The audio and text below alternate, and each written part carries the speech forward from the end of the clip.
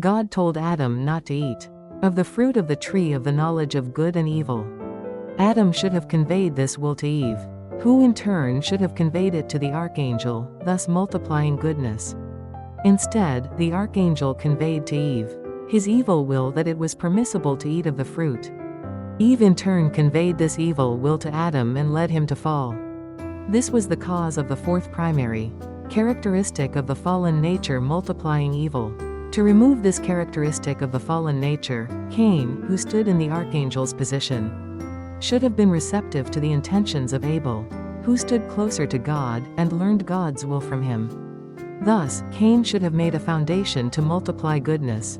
There are many instances in human life which correspond to the situation of Cain and Abel. When we look within ourselves, we find that our innermost mind delights in the law of God. 14. It is in the position of Abel, while our body, which serves the law of sin, 15, is in the position of Cain. We can become good only if our body obediently follows our mind, which directs us toward goodness.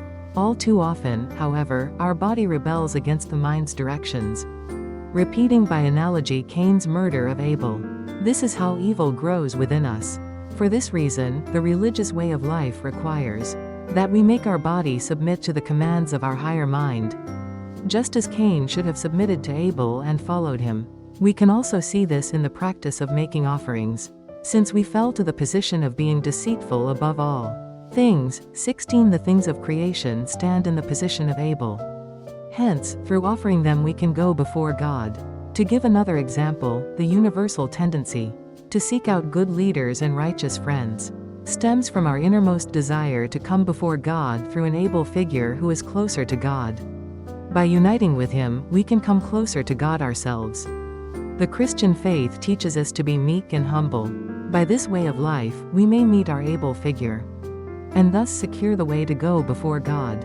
In relationships at every level of society, from those between individuals to those at the level of families, communities, societies, nations and the world, we find that one party is in the role of Abel and the other is in the role of Cain.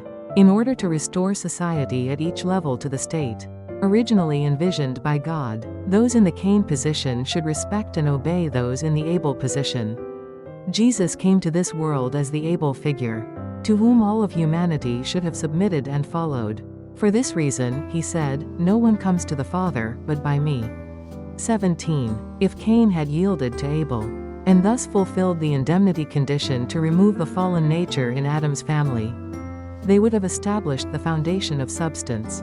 Together with the foundation of faith already laid, Adam's family would have established the foundation for the Messiah.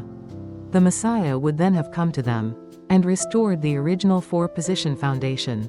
Instead, Cain killed Abel. In murdering Abel, Cain repeated the sin of the Archangel. That is, he reenacted the very process which had given rise to the primary characteristics of the fallen nature. Adam's family thus failed to lay the foundation of substance. Consequently, God's providence of restoration through Adam's family could not be fulfilled.